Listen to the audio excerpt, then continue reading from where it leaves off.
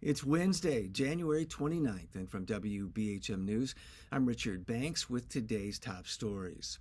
A federal judge has put an order by President Donald Trump on hold that would have frozen various forms of federal funding, including grants, but not before sowing confusion and panic among nonprofits, including many in Alabama. The order left those organizations struggling to understand the potential freeze on grant funding. Danielle Dunbar is the executive director of the Alabama Association of Nonprofits. She says nonprofit leaders are nervous and concerned, wondering how they'll fulfill their respective missions. Dunbar says federal grant money is essential, especially in this state where nonprofits provide critical services in fields from education to health care.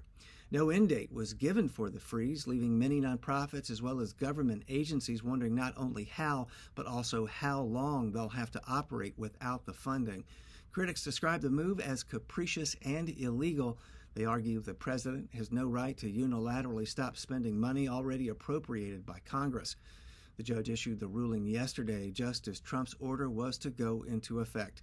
It's now temporarily on hold.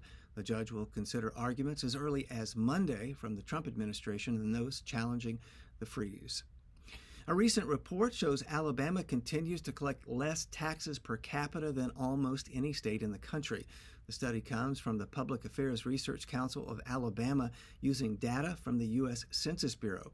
The data comes from the 2022 fiscal year, the most recent data available.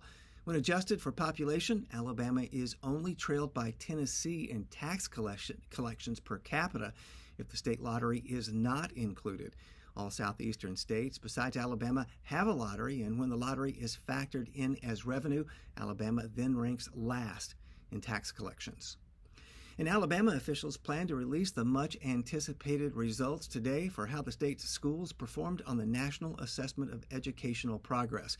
Better known as the nation's report card, the results are released every 2 years for math and reading for students in 4th and 8th grade. This year, preliminary reports show that Alabama was a standout in at least one category. NPR reports Alabama was the only state where 4th graders' average math scores surpassed pre-pandemic levels. The achievement follows a 2022 law aimed at improving math proficiency for all K-5 students in the state. The scores will be released at a press briefing this morning at 10 o'clock.